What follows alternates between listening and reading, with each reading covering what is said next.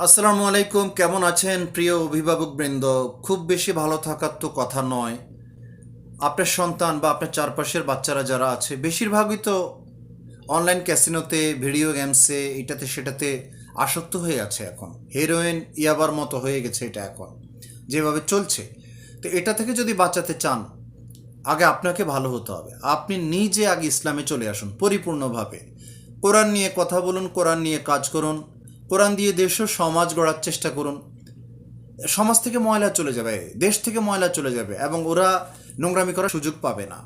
ঠিক আছে, ওদেরকে বাঁচাতে হলে কোরআন লাগবে। কোরআন ছাড়া ওদেরকে বাঁচাতে পারবেন না।